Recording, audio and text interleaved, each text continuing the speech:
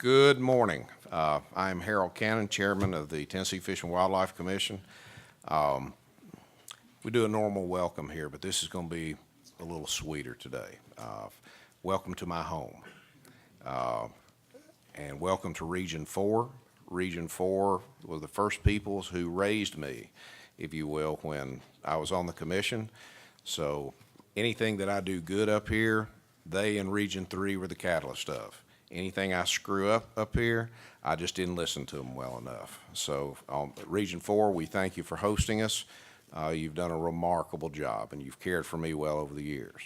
I have my best friend and my wife on the front row, Angie, and I am nervous as I can be. And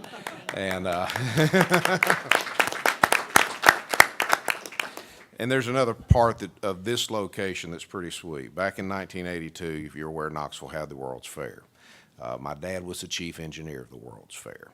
And so this has got very special memories to the Cannon household. So thank you for joining us today.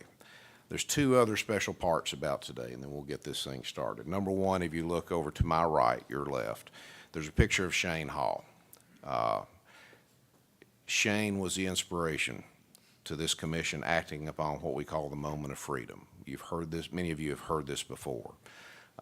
Wheelchair bound, he challenged us at Reelfoot to, why don't you all consider really taking the next level step and reaching out to our handicapped folks, those who are wheelchair bound. Little did he know that he was going to be the flag bearer on behalf of this agency in this state, and has set the standard that is recognized nationally. Last month, Shane lost his battle with cancer, and it was a courageous battle, and I will tell you, it took everything we had to get him to quit working on Moment of Freedom so he could at least have time to heal and be with his family.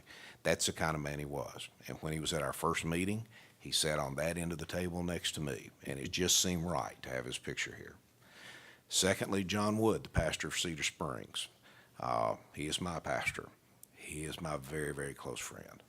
And it's fun to have the invocation done with someone who truly is a mentor to you. And so with that, I want to recognize Pastor Wood. Pastor Wood, would you open us an invocation and the pledge? Let's pray. Father, thank you for this beautiful morning in East Tennessee. As the psalmist said, the heavens are telling your glory, the skies above proclaim your handiwork. And I pray for these people who have devoted themselves to stewarding the creation, something sweet to you because something you entrusted to us. And I pray that as they meet today and talk about the wildlife of this state and how to maintain that wildlife, see it flourish, see habitats flourish, how to oversee hunting, fishing, recreation, that you will give them the wisdom, the attentiveness, the charity, the humility to speak to one another and to make decisions that receive in each heart a deep assent, a deep amen. And then I pray that their work done, that they will have a safe trip back to their homes. And I ask all this in your majestic name. Amen.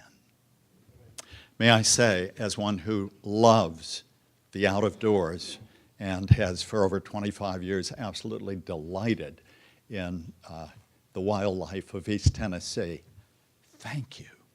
Thank you for your work.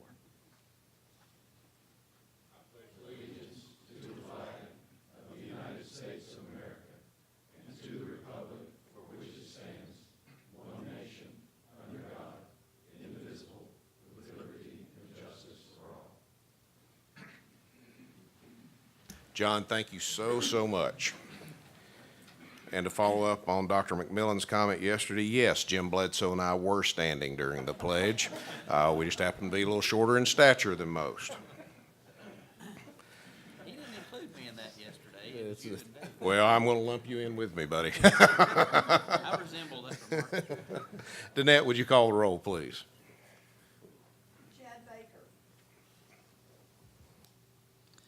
Jim Bledsoe. Here. Jeff Cook. Bill Cox. Kurt Holbert. Connie King. Jeff McMillan. Jim Ripley. Bill Swan. Trey Teague. David Watson. Jamie Woodson. Harold Cannon. Chairman, we have a quorum. Thank you so much. Again, welcome. Today is the formal meeting of the Fish and Wildlife Commission. There were matters that were presented before committees yesterday that we will be hearing today, as well as some other informational items on the agenda. I want to welcome a couple of folks. There's a lot of folks that we normally would welcome. I think many of those are going to be up front today, so I won't go through that. Representative Zachary is here today. He's taking the time to join us. Jason, thank you so much for being here. It means a lot when the legislature is with us, because we have to lock arms so much. And when it comes to locking arms, we have the remarkable privilege of locking arms with the Department of Agriculture. Boyd Barker, you are as faithful as they come at being at these meetings. Even you may be up there right with Ron Crabtree. So we really do appreciate the fact that you're here. Thank you so much. Some housekeeping matters.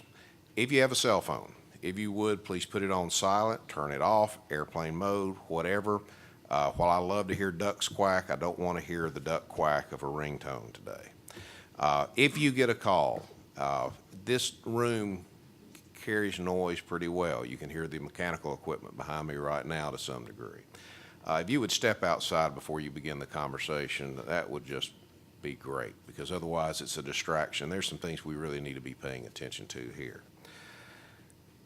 One of the things that we have practiced from Genesis, and I am very privileged to have former chairs up here at this table with us today, and that is, and it's a rarely used term, but we work hard at there being civility in these meetings. And with the civility factor goes respect. What we ask is simply this. We ask that you, if you're speaking to this commission or anyone else here, let's do so in a flavor of respect that you expect from us and deserve from us. We would ask that if it's a specific committee matter, if you would address any questions to that chair as opposed to our staff, that would be greatly appreciated. One other factor, and then we're going to get the ball rolling.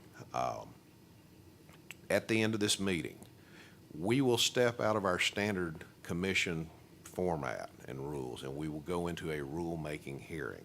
It will be very similar to what you've heard before, but there is more formality to this. That is because these rules deserve more formality. And so when we go there, just join us, and if you've got any questions about it, I promise you, you will have the opportunity to speak. Director Carter, do you have any comments before we get started? Yes, sir, just one quick one. Just want to make an announcement similar to Shane. Night before last, we lost another employee.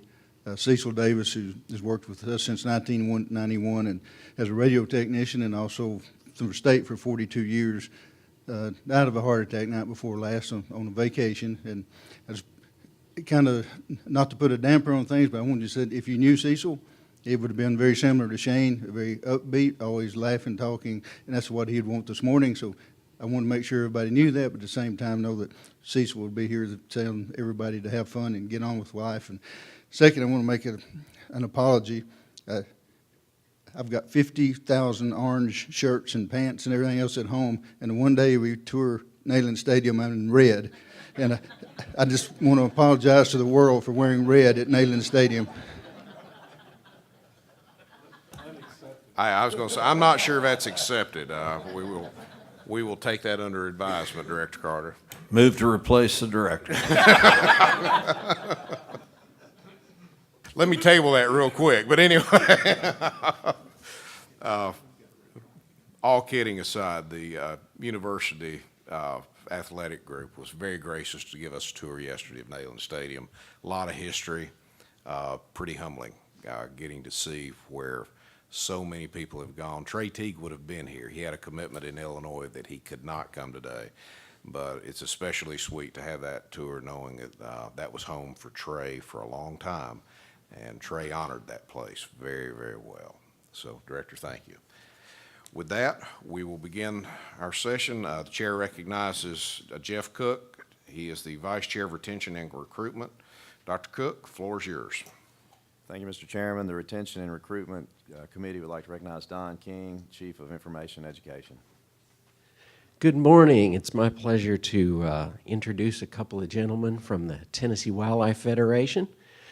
J.W. Worthen, he is the Director of Programs there, and as he makes his way up, I think Andrew Piercy will be also making his way up.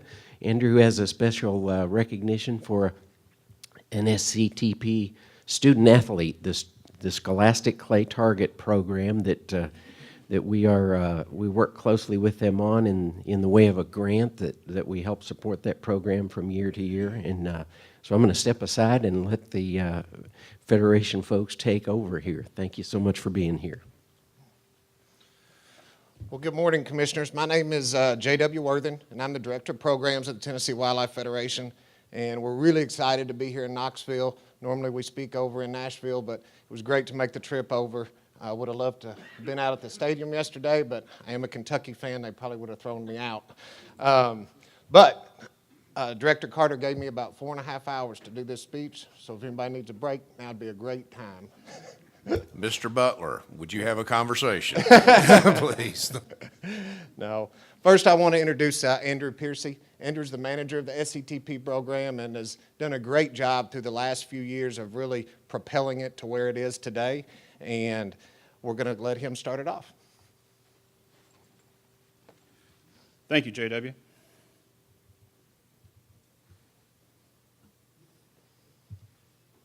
the right presentation up here. Commissioners, it's a pleasure to come and speak with you again and talk about the Tennessee Scholastic Clay Target Program. We've had another tremendous year and really excited to be here and recognize a few of our local athletes. Like we've said in numerous years past, the mission of the Tennessee Scholastic Clay Target Program is to instill a love of the lifetime and to get athletes into an outdoor lifestyle for a lifetime.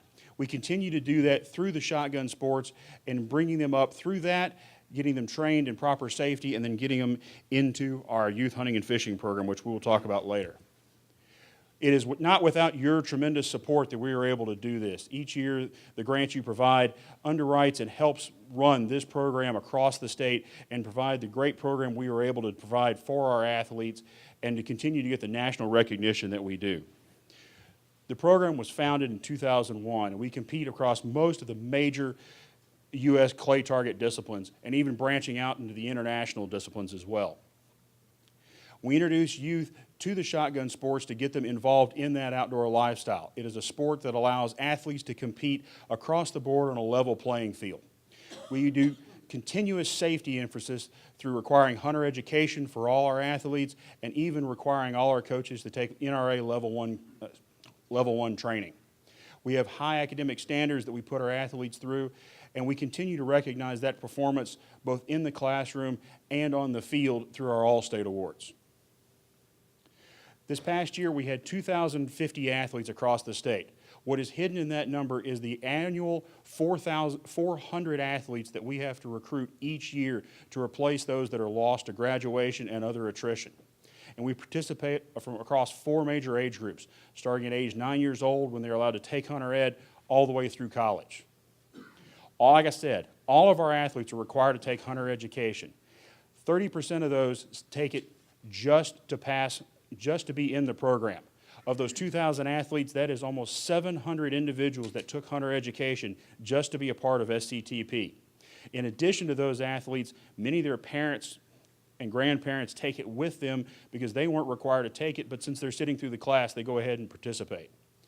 65% of our athletes say this was their introduction to the shooting sports. So we are being a driving force in bringing athletes into a new program.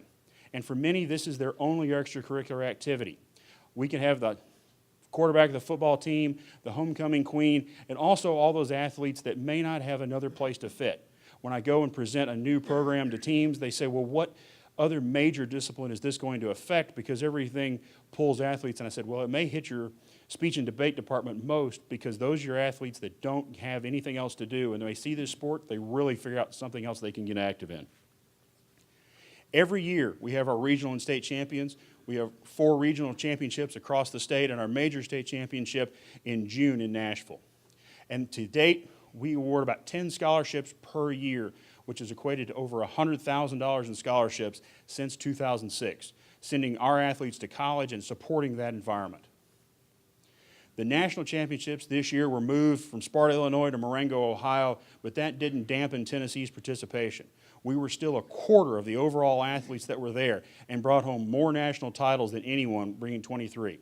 That's 127 national titles in the last 15 years. Tennessee is not only recognized at nationals, but everyone knows where we are. You see the picture across the bottom. When our athletes show up, we show up in mass. This is our group out of Clarksville, and almost every team across Tennessee, when we all show up in our golf carts, all have a Tennessee flag, and everybody knows who we are. Some of our major achievements this year and things that we continually do is work with our coaches. They are a major force and major face with our athletes out there, so it is our goal to provide them the tremendous amount of support that we can.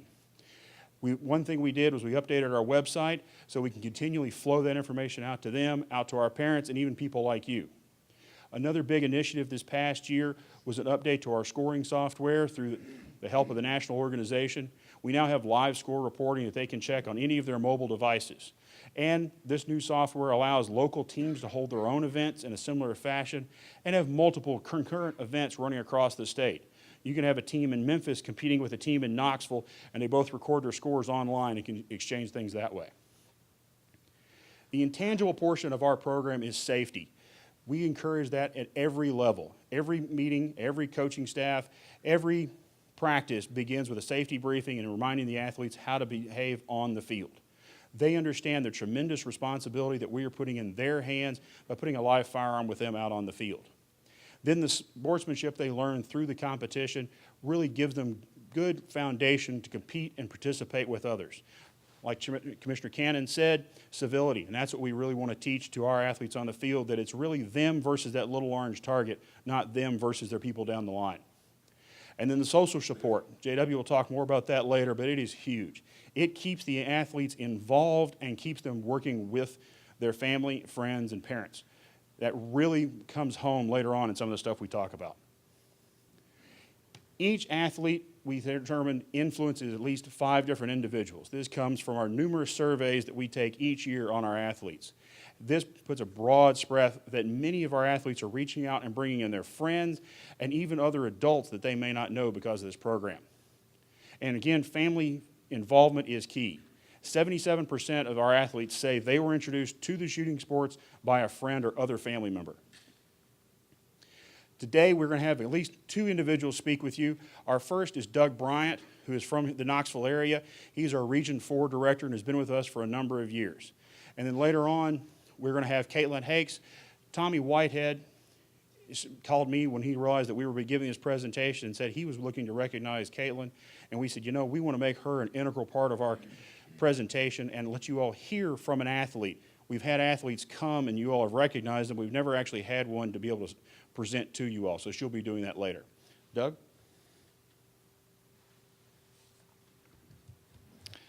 Thank you, Andrew. As Andrew said, my name is Doug Bryant, and I want to thank you all for the time this morning. And I've been in the program basically since its inception. My son started shooting when he was 8 years old, and he's now 25, 26 years old. So I've been in the program, started as a parent, and then started coaching, and then supporting the program right on up through today. So why do I do it? It's certainly not the money. Mike doesn't pay his volunteers very well at all. But the only reason I do it is for the kids. There's nothing any better to me to see the twinkle in a young person's eyes when they hit their first target. It's really great. We started out when we had our first state shoot, we had to recruit people, volunteers from Region 4 to go to Nashville in order to help have enough staff to help put on the shoot. And since that time, as Andrew has mentioned, we are now a world-class shooting program.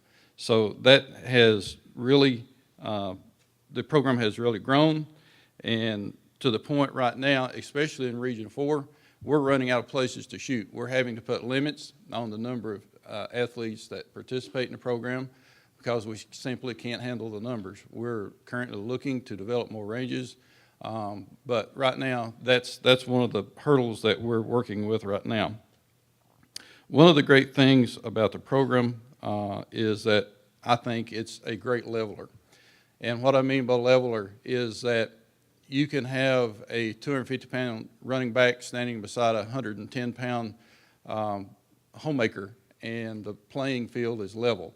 There's no more advantage to size or youth. Anyone can participate in this program and on a level playing field. You will see athletes participate in this program that's impossible for them to participate in other academic sports. Still, they have to meet the criteria to be eligible to play sports, to participate in our program, but to me, it puts everything and everybody on a very level playing field. It's also a great motivator. The kids have to be academically eligible to participate, and also it motivates them to help the community. Whether you're having a fun shoot to help someone whose home has burned, or going out and picking up garbage to help to beautify the roadsides, it's a great motivator for them and their development to support the community and help them to become a contributing member to the community. A couple of examples I want to point out today that the youth that shoot at Volunteer Rifle and Pistol Club.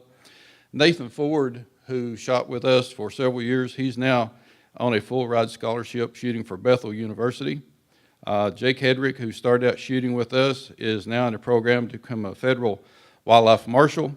And lastly, Caitlin Hakes. One of the things that I fully expect eventually is that a member who has ties with the Tennessee SCTP to become a member and shoot on the Olympic team. And that very well could be Caitlin. She has made great progress and made a really good year this year. So with that, I want to introduce Caitlin Hakes. As Doug Bryant just said, I am Caitlin Hakes. This is my speech, My Humble Beginnings in SCTP. I am 16 years old, and I shoot for the Scholastic Clay Targets program, including shooting international trap. I began with my interest in 2009 at the age of 8 years old. I started at the VRPC, Volunteer Rifle and Pistol Club, on the John Sevier Range. One might have a hard time understanding why I started shooting. It was the only sport I liked. My motivating force was my dad trying to direct me to play softball or to play basketball. Karate was a short-lived sport. Shortly thereafter, I signed up and completed the Hunter Education class, supported by the TWRA. Class materials prepared me as a TWRA youth interacting in future outdoors events. Moreover, I attended the TWRA youth shoot consisting of the 5-stand progression, and I hit all of the rabbits. An attending coach was there and asked if I wanted to shoot on a team. I accepted and inquired about future practice sessions, which information was shared about the sport. Over the past 7 years, I have experienced different shooting lessons. An additional benefit in that I have met different people throughout the state and the United States. Many friends were made everywhere. When starting in 2009, all established team members welcomed me with open arms. My designation was a true rookie. Gentle support was directed when I was doing something wrong. The coaches helped me with not moving my head away from the gun when shooting. They fixed all they could. After 3 years of shooting trap, I started to invest in shooting skeet, and it appeared as a distinct for sure in the regional tournament, T-minus 3 weeks. While qualifying as a team shooter, I hit my first 25 targets, and I was still a rookie. In 2013, I won the Grand Championship in trap and became the first female in Tennessee to win the Grand Championship at 12 years old.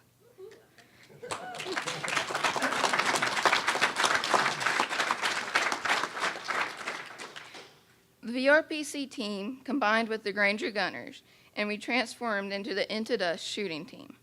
We went from only 9 members to 35 members.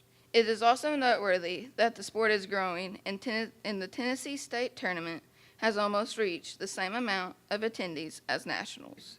I have attended 4 national tournaments at this point in my career, winning the female national title in bunker trap. The SCTP has provided the opportunity to make new relationships with people all over the state of Tennessee and the country. I have had multiple successful tournaments. I do invest significant personal time, but I love it and I will keep going to the range in future competitions. My midterm goals are to apply and secure scholarships and ultimately earn a spot on the National USA team. A sum total of experiences have given me understanding that no matter how good or bad I shoot, I still know that I can compete with current Olympic level shooters. It is interesting that I have been doing this sport for half my life now, and I have matured a lot since I got into this sport. My current goals will keep this idea growing as I progress in the sport. Current accomplishments including winning numerous regional and state events, including placement in the nationals. In the past 3 years of competing in the international games for trap, I began shooting bunker and received bronze in my age group as a J3 at the Tennessee State JOs. In Colorado that same year, I took home the silver in my age group. This past summer, I got bronze in state JOs and bronze in Colorado for my age group as a J2. I recently attended the event in Kerrville, Texas for the U.S. Open Fall Selection Match. At this match, I met the bronze medalists from Rio and some other Olympic shooters. Moreover, some of the awards I have received are state championships in trap, skeet, and sporting clays. I have won all of my regionals except for my beginning year. One accomplishment I am very proud of is being the female champion for 5 years straight. People do recognize my name in this sport. Locally, the John Sevier Range has helped enable myself to train and to shoot and to compete in these sports competitions. The far-reaching effect is it has also helped me train to be able to shoot in the USA shooting events in Tennessee and everywhere else. The range and additional ranges that I attend has helped me be able to do what I love and travel to these different tournaments around the country. The youth hunts that the SCTP put on are fun to go to. My first dove hunt with the program was fun because we were able to do just that, to hunt and have fun.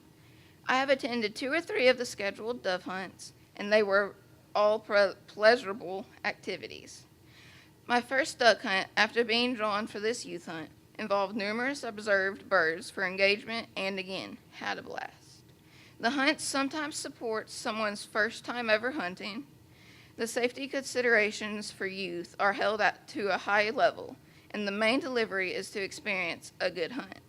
The youth hunts are scheduled for a certain number of youth and are fun to go to because you can be around a wealth of information shared from different people about the outdoors. Everything TWRA does for SCTP helps all the kids that want to learn to shoot or be on a team. TWRA helps keep ranges going and kids keep shooting and being able to go to all these different tournaments. Every year, kids maintain joining the program and having fun, meeting different people and competing. Everyone is able to shoot, meaning that no one sits out during the event. They shoot as an individual. If enough athletes are present for a team award, the team is given the opportunity to win an award. I am grateful that TWRA is helping to fund this program because there are so many kids like me that like to shoot and they are able to go to a range and shoot. I would like to say thank you for everything you do to keep the program alive so everyone can do what he or she loves to do, and that is shooting and having fun. I would also like to talk about the school I go to. The school I go to is Career Magnet Academy at Pellissippi State Community Campus at Strawberry Plains in East Knox County. This school has 4 pathways, including Homeland Security, Advanced Manufacturing, Teaching as a Profession, and Sustainable Living. At the freshman year and sophomore year, college credits are an offering in this process. At this school, at the freshman year and sophomore, at this school, you can go upstairs to PSCC during your junior and senior years.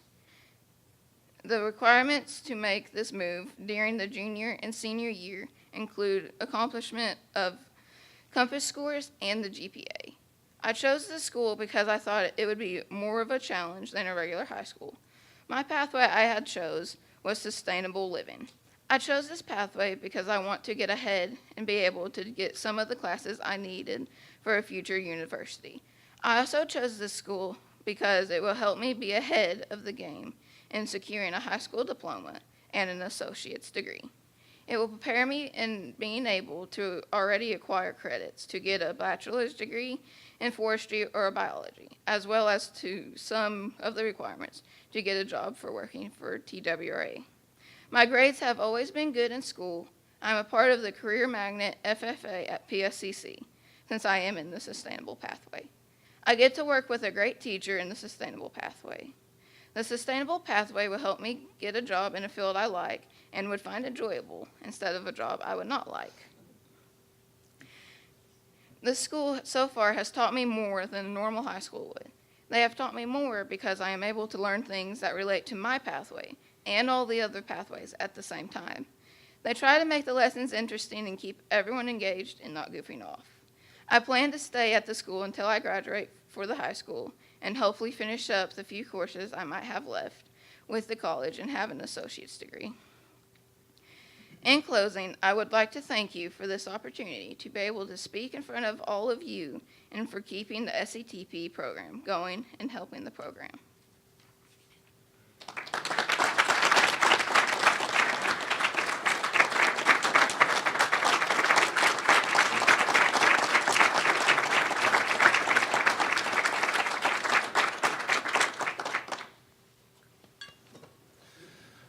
Thank you, Caitlin. That was an unbelievable story and a great testimonial on how SCTP has really changed your life. I know that was very nerve-wracking to get up in front of a group of us adults, and you did a marvelous job. I think it's a testament to your background and your education. So, great job. I want just for a minute to review Caitlin's journey. We've got some pictures of her up there. We accidentally hit the screen, so it went down, but those are a few shots of her through her journey. And I wanted to kind of compare her journey a little bit to SCTP and TWF's overall mission and goal. If you heard her story, it all started with a hunter's education class. From that, she received an invitation to a fun shoot. There was a welcoming atmosphere, which is that initial social support that's critical. Then she had some great, good, trained coaches that equaled early success on the field, and that's the continued social support. Then she started expanding disciplines. She started shooting skeet and sporting clays and international. Obviously, the competitions drove her personally, and then she started going to the youth hunts. She started going to the dove hunts and to the duck hunts, and those were new experiences for her and fun. And really, that started changing her trajectory at that point. She started attending a new school that was future-focused, and she started to self-identify. I am a competitive shooter. I am a hunter. And now she's looking at possible scholarships at some great universities around the country, and her ultimate goal is the outdoor-related industry job and a sustainable lifetime. As you can see, she is a classic example of the program working. And it's easy for us to put some slides up and tell you how effective the program is, but we really felt by letting her and one of our leaders, great volunteers, show you the impact that it's having from the program from their perspective, that it would be a little more impactful. And you may not believe it, but Caitlin actually followed the classic adoption model. And I know we're not just throwing darts at the board when we're looking at this stuff. It's actually we have a very strategic and science-based approach. And this adoption model here is very intricate, and we could probably spend an hour on just it, but I did want to hit a couple of the key points. This adoption model is research from our friends and colleagues at the Wildlife Management Institute. And what I want you to notice are the three main stages of progression that a youth takes to engage in any activity.